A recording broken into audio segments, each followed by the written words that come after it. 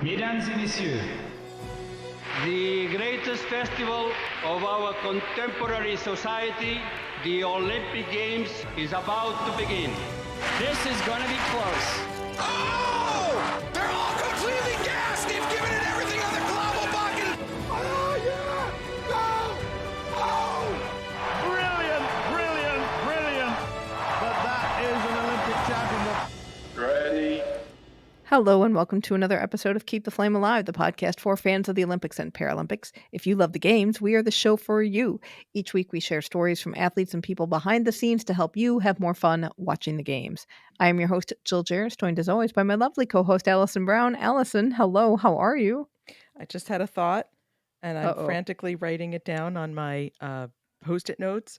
I have so many Post-it notes, and it all has to do with Paris. So, Paris Organizing Committee, I hope you got sponsored by 3M, because if your desks look anything like mine, we're going through Post-it notes like water. I hear you. There's paper all over my desk as well. Oh, it's going to be bad. It's only getting worse. But exciting day today because we got team sports we're talking about. And you know what? These team players were really team players during the media summit. They were just a lot of fun and helped each other. I totally saw how these team dynamics work. Right? And it was nice because we were a team and you really jumped in because on our 3x3 interviews, it was basketball time in the video row. And we were basically told, yeah, you're probably not going to get any time. So I went out, wandered around, got a snack. And then suddenly I had some very large men thankfully sitting at the table with me. So if at the beginning of the 3X you hear me sounding a little flustered, I will reveal unprofessional behavior going, why are these very large men coming at me? And they were so lovely. And I hate to make it sound like they were intimidating. They weren't. It was sheer size. Right. And the fact that suddenly you had to jump into action. And you know what? Good. It was my test event for Fencing Media Day. I can't wait to bring the Fencing Media tape to everybody because it's just me. You can see how I function without Jill, and it's not always great. So, well, first up, we are talking 3x3 basketball. We have the entire men's team with us. First in are Jimmer Fredette and Canyon Barry, and then we'll have the other two members of Team USA, Dylan Thomas and Kareem Maddox. The U.S. men are making their 3x3 debut at Paris, and they rank second internationally. So going into the tournament, everything's looking pretty good for them. In our first pair, we have Jimmer Fredette, who was a college basketball star at Brigham Young University and set many records, including most points in a game with 52. He played in Greece and China and also played with the NBA for portions of 6 seasons and picked up 3x3 in 2022. Canyon Barry also played in college and played internationally and professionally with the NBA G League from 2017 to 2022. In 2019, he added 3x3 to his repertoire. Canyon also has a master's in nuclear engineering and balances playing ball with his career as a systems engineer. Then Dylan Thomas and Kareem Maddox came in. Dylan was part of Florida Southern College's NCAA Division II championship team in 2015. He played 4 seasons of international pro ball and then came home for the COVID-19 pandemic. Then he took up 3x3 in 2020. He is also a special education teacher. And then we have Kareem Maddox, who played basketball at Princeton and in 2011 won the Ivy League title and made it to round 2 of the NCAA tournament. He started playing 3x3 basketball in 2015 and won gold at the Pan Am Games in 2019 and 2023. I believe this whole squad won the gold at Pan Am Games in 2023. And Kareem currently works in basketball operations for the Minnesota Timberwolves. Take a listen. just say your name into the mic for me. Canyon Barry. Test. Just say your name into that mic for me. Jimmer Fredette. Perfect. I'm going to start with the easy one. Why 3x3 versus full court basketball? Well, I played full court basketball for 12 years professionally before this, right? And I just transitioned about a year and a half ago. But the Olympics, right? That's the goal, that's the opportunity that was presented to me a year and a half ago. So to be able to have that as an aspiration drove me to the sport, and and now we're here. We made it. It's been a longer journey for these guys, but it's been an awesome, cool experience. I mean, Jimmer hit the nail on the head. From 2019, when I first got the 3x3 pitch from Jay Demings, the director of 3-on-3 at USA Basketball, it was, you have a chance to be an Olympian. So that really means the world to us. It's been a long time coming, a lot of blood, sweat, and tears put into it, a lot of airline miles gained, but so fortunate to finally achieve that dream and be able to compete with these guys in Paris. 3x3 was new for Tokyo. So most people don't know who's good and who's not good.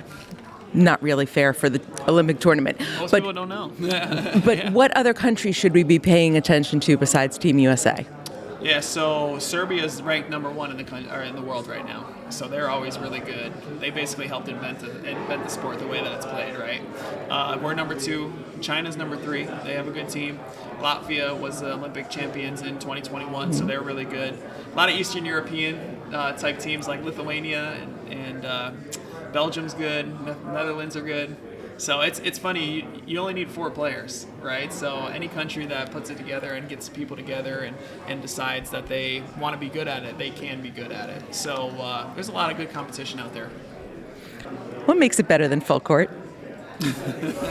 For me, I think that the necessity to be a totally well-rounded player. I think the way 5-on-5 is trending, it's very much a specialized sport where you have your 3-and-D guys, you have your NBA All-Stars, you have your centers that are running rim to rim and setting screens, and it's very matchup based in the NBA where they try to get a mismatch and then let the best players in the world play.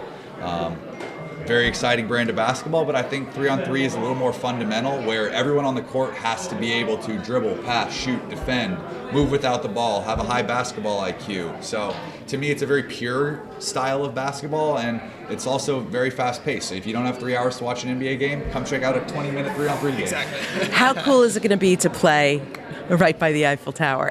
Or is that going to be overwhelming and distracting? No, I don't think so. I think, it'll be amazing, right? I don't think you'll notice it because, obviously we're outside, but there'll be stands around and there's a cover, so you won't be able to see necessarily all your surroundings. You're kind of just locked in on the basket and the people that are in the arena. And when you're playing, you just don't really notice all that stuff with all the commotion around. But I know that it's going to be extremely nerve-wracking, but exciting at the same time. So the venue looks amazing, and we're excited to be able to get there and see it. Yeah, if Jimmer's watching the Eiffel Tower, instead of making some shots, he's going to be hearing it from the rest of us. So that would be a bigger issue. Check that out later. All right. Well, thank you. Thank you. Sorry for the chaos. Of course, no problem. Thank you. You are very far. Yeah, okay, I can lean in. Could you, for the tape, can you state your name, please? Yeah, my name is Dylan Travis. Okay. Kareem Maddox. All right. 3-on-3. You got no coach on the sidelines. So what is it like coaching yourselves? And do you know where to give direction? Do you know what I mean? Yeah, I think with us 4 as a team, no one takes anything personal. And yeah, there's no coach out there, so at times we have to hold each other accountable. But at the end of the day, us 4, we just want to win. And, so we all take coaching, we all give out coaching, and it's just a good mix. Yeah, I think that's a big part of it is not taking things personal because it's a 10-minute game, right? If something's broken, you got to fix it really quickly. So there's no real time to think about how to be extra nice about something. Sometimes it's very direct, but yeah, it's the right group of guys to do it. Speaking of direct, I keep asking team sport players about trash talking. Good. So I want to know, how is it in 3x3? Honestly, there's most of the teams we play against, there's varying levels of English proficiency, right? Right, because Eastern Europe, the Baltics are big. Yeah. So have you learned some Lithuanian? Or Serbian, yeah. No, I mean, honestly, even now, it would go, if we were just trash talking in English, it wouldn't have the intended effect. So why even spend time on it? You're also so out of breath in 3x3 that it's I need to save all that for exerting energy. It is super fast. Very fast game, yeah. 10-minute game, 12-second shot clock. I play a 21 by 1s and 2s, so it goes by very fast. How are you training for that kind of endurance? Just, get in the gym every day at home, plus the weight room. But also it's tough unless you're playing 3x3 consistently. It takes time to get into form, and we have a whole bunch of tournaments and training camps before Paris, so that will help. Yeah, I've been on a search for like 7 years for what the best way to train is. I think the best way that I've found that most replicates the game without actually being on the court is like HIIT workouts, high intensity interval training, because you're like lifting a heavy weight for 45 seconds straight, and then you're doing maybe something more like cardio based. Big fan of like pulling a sled backwards and then pushing it forwards, a heavy sled. The sport is so much wrestling that literally you're out there like wrestling with guys, and a lot gets let go by the officials. So yeah, just you got to be creative with how you train for it. I do not like HIIT, so I will just say that. It's like, I really like HIIT training. No. Yeah. No, because there's like 3x3 questions are in the recesses of my brain. What's the rule if there's an overtime? There's special overtime rules, right? Yeah, so if the game goes in overtime, you play to the first of 2 points, and so either a shot beyond the arc or 2 inside the arc, so there's no time limit, it's just the first to score 2 points. That's right, because that gets intense and insane. Like, how do you quiet yourselves in order to concentrate for that thing? You know what I mean? Yeah, you're just going. Yeah. Well, there's a few principles that you kind of just are almost like pretty obvious. Like, you can't give up a 2-pointer because then the game's over, right? So, how do you lock into that and make sure you're not giving that up? How are you kind of hunting one yourself? But what's the best strategy in terms of, do you take an easy one because other team is basically giving it to you because it doesn't beat them, unless you've already scored one? So, yeah, I don't know if we really quiet ourselves. Oftentimes overtime is 2 possessions, 3 possessions, so it's just part of the game.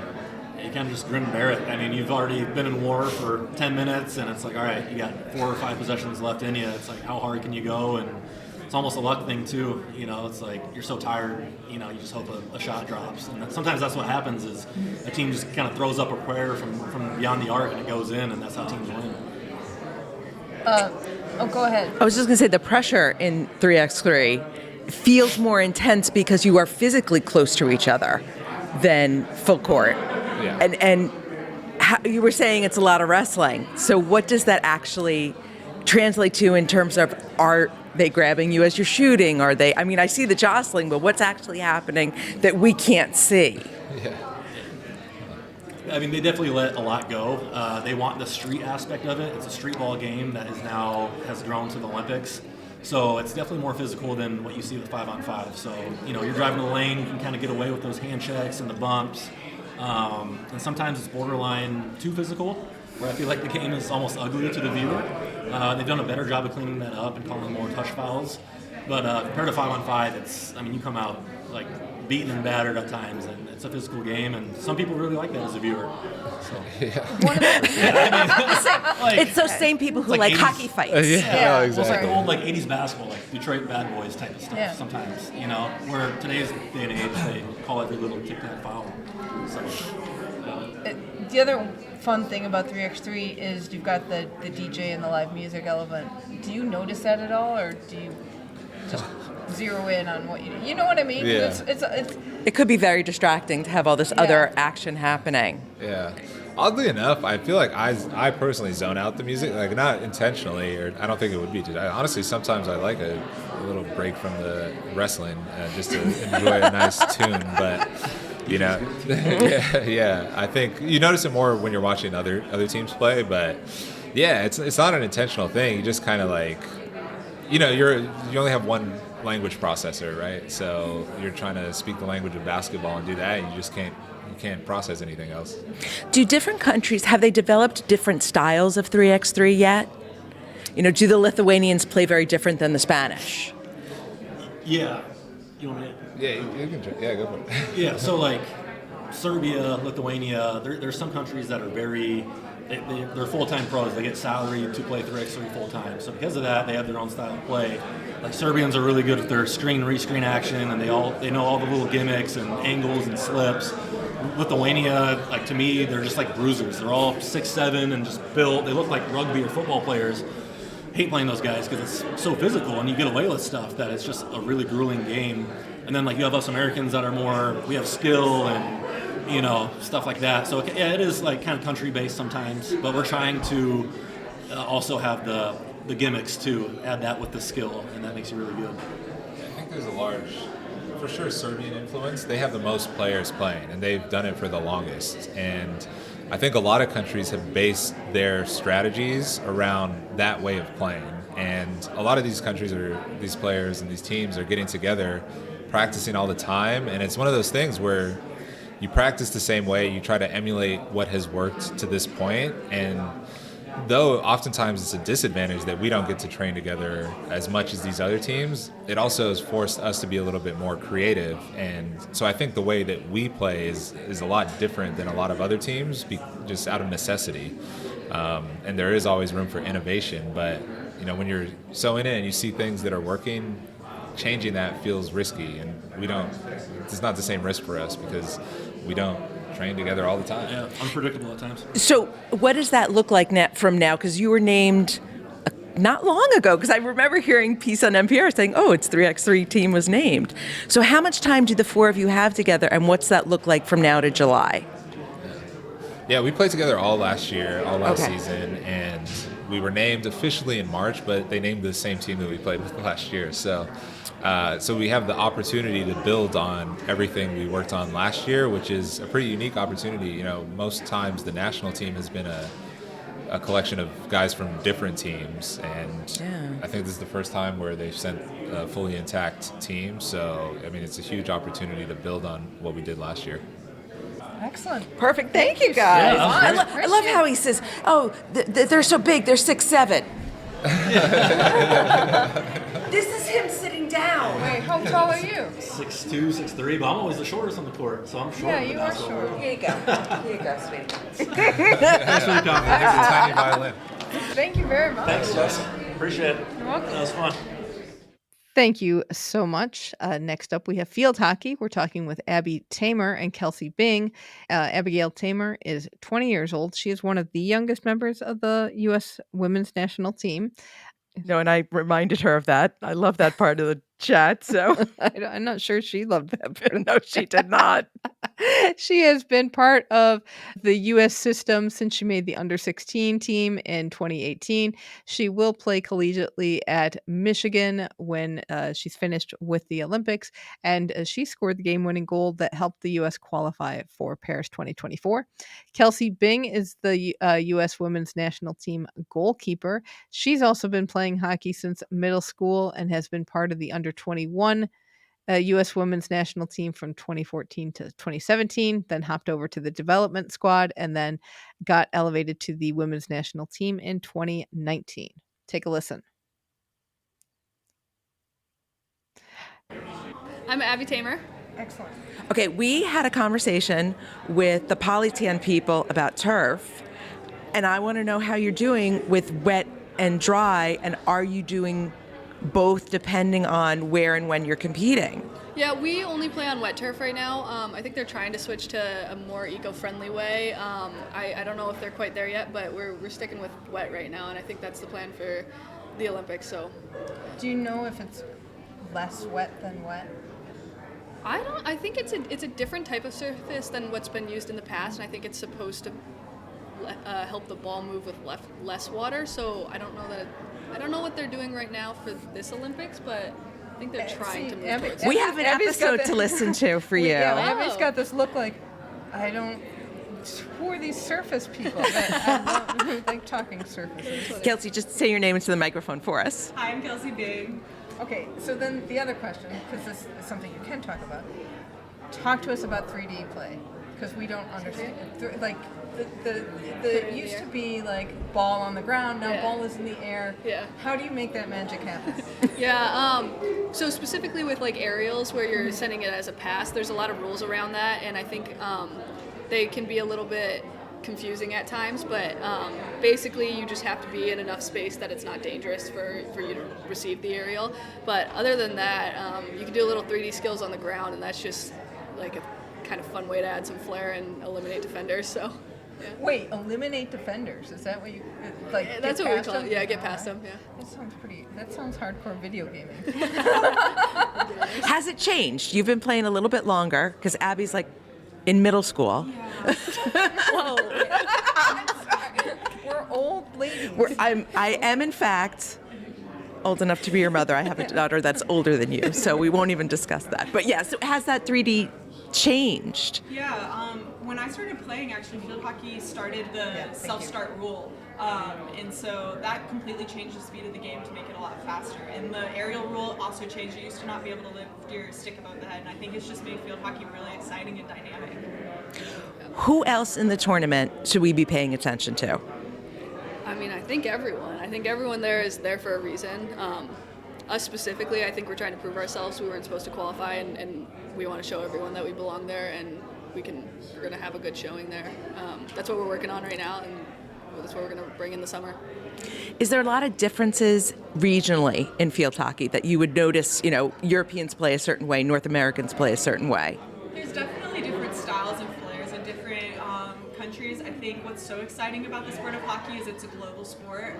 Tons of countries play, but it is the same sport at the end of the day. It's just how you include your style in it. Okay, I got to go back to this 3D aerial stuff.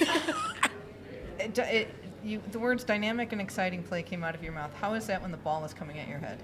I am a goalkeeper, so I am a little desensitized, I suppose, to the ball coming at my head, but I'm fully kitted up, so I've got a great goalkeeping protective equipment to support me. How long does it take to kit up? I'm not the fastest kidder ever. We're not my head timing. coach We're not isn't listening to this.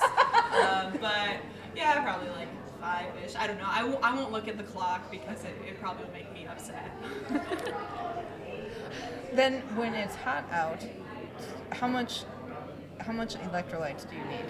Because how much do you sweat in that stuff? Do they breathe? Do those pads breathe? Yeah, so I'm from Houston, Texas originally, so I am used to the humid, hot. I think that prepared me for the rest of my career. I actually wear long sleeves under my equipment, which people think is crazy, but no, it's all about staying hydrated. You learn at a young age growing up in Houston that you need to stay hydrated, so definitely a lot of water and fluids go on board. So Abby, you've just moved up to senior. How has that transition been for you? It's been a lot of fun. It's really cool. The biggest thing that I notice is different is how professional it is at this level, and I think we're a really professional team, but we also can have a lot of fun. And that's something that I've always wanted to be taking the sport seriously, and it would bother me when people were just not really putting in their 100%. And everyone at practice every day puts in 110%. So that part's been really fun. And then in regards to moving down to Charlotte, that's been a little bit of a difficult transition, but it's been really rewarding to be able to train with the team each and every day. This is going to be the biggest tournament, certainly, that you've been involved. How is that prep? Mentally, this has got to be a big shift for you. Yeah, I mean, I think there's a lot to think about. Our roster hasn't even been named yet, so we're always thinking about that. But I think at training every day, we're, like I had mentioned, we want to show everyone what Team USA is and what our team is, and so I think that's what is in the front of everyone's head is we want to be the best that we can be for the team at Paris, not necessarily just for selection. So I think that's been a big help, just to have different motivation. Field hockey, not the biggest sport in the U.S. Why should it be? It's a lot of fun. It's really fast, and there's a lot of opportunity in it. I think the percentage of athletes that go on to play in NCAA is a lot higher than in other sports. So if you want to go play in college, play field hockey, and I think there's, like I said, there's a lot of opportunity. So growing the sport is only going to be good for everyone. And why should we watch it in July? I think field hockey is a global sport, so there's a ton of support behind it, but we've got a great team culture. It's our super strength that's going to lead us into success at the Olympics and what we're going to rely on. And as Abby said, we are so a fun group of girls, so it's so lucky to have such great teammates, so very excited to see us. And how much does it hurt when the ball hits? Doesn't feel good, that's for sure. You get over it, though. Yeah, a few bruises, but move on. This is why I do not do field hockey. That's why I'm a goalie, you get a few points. I know, that's serious. Yeah. And you became a goalie very young. I was in the 7th grade, so a little bit older than a lot, but definitely younger. But that was opportunity knocking, right?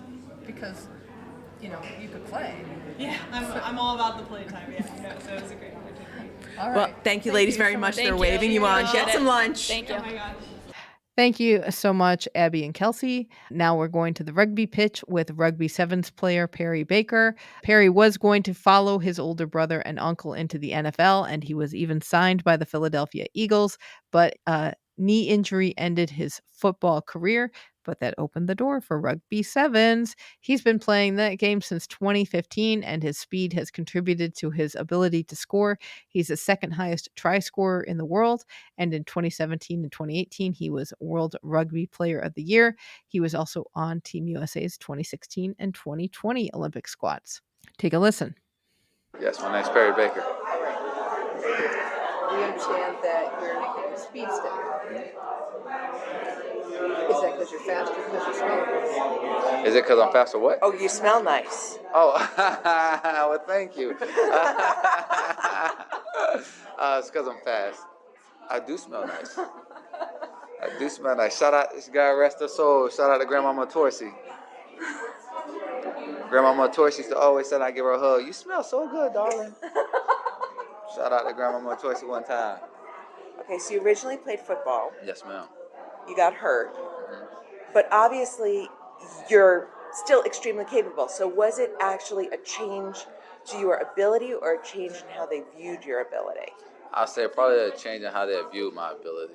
You know, for one, I come from a small D2 school, and then number two, I have been out for a while, you know, so after being out for so long from playing football, it's like, and then the politics of your age, you're getting older, you haven't played, you probably still can't play, but I can still play.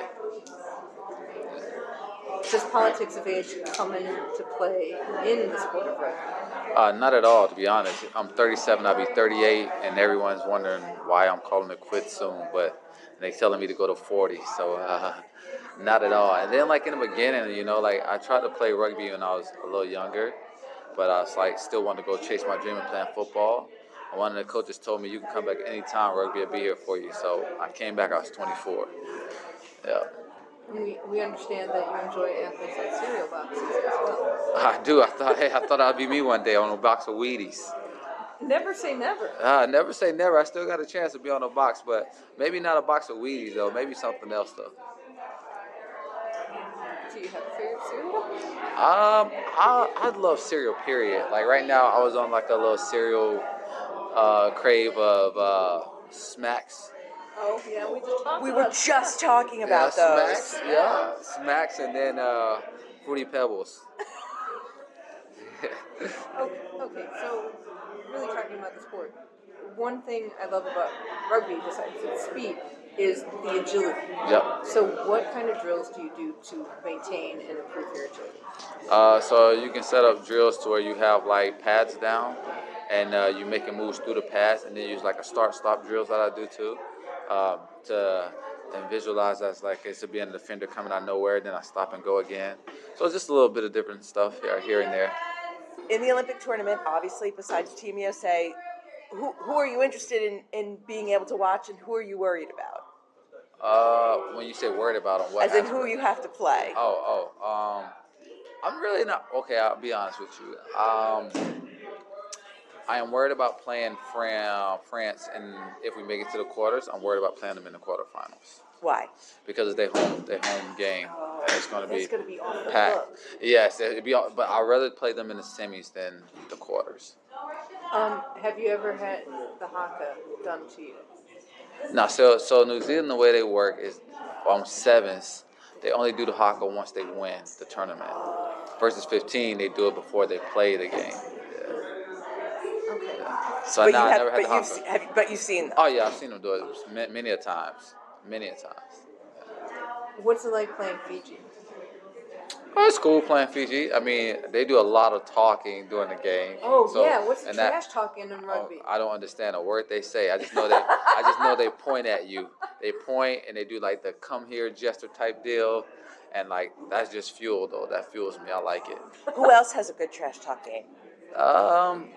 They're like the only team that really trash talk. I mean, you might get a few of the New Zealand boys saying stuff here and there, but they don't really trash talk. no team really be trash talking like that besides the Virginians. And I think it's like a scare tactic, kind of deal, you know. But that's my game, though. I love that. Like that's just a fuel to me. Okay, so Jill asked about agility. I'll ask about flexibility because that's also a huge. Okay. Oh gosh. I hear you say that like that's not your favorite thing in the world. Not at all. Okay. I am the worst when it comes to flexibility. And like the stories that I get now when I always go in there is like, your hips are so tight. But it's like, but it comes with the territory of being fast.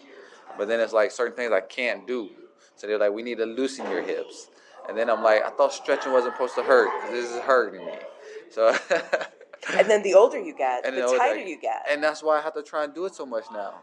And that's why I feel like I need to retire now because I feel like I just take too much time trying to warm up to get to go. And it takes me a lot to now recover and stuff. It takes longer. See, you can't say it to me. I'm way older than you, and I can still do a split. Yeah, oh, stop it! You're flexible. No, yeah. I can't do a split. See, I feel like if I didn't play sports, I might be a little more flexible and stuff, you know? If I didn't play sports, I just get beat up all the time and everything just started just aching up and just started getting tight. What's the injuries that you deal with in rugby? Pretty much the same that you deal with in any sports, a little bit of ACL stuff. No, like nothing really major with the contact part. It's just movements off of cuts, like a lot of ACLs, Achilles, type stuff like that. Ear pulling? Ear pulling? No ear pulling. No, that's just the rubbing. So that's a lot when you're in the scrummage. That's why guys get the cauliflower ear because they're down in between. Your ears are rubbing all the time. And from tackling because you're taught to put a cheek to cheek. So it's like put your cheek to a thigh or butt cheek kind of deal. So when you're doing that, your ears are always rubbing. And that's how you get the cauliflower ears. So a lot of guys put the tape around the head.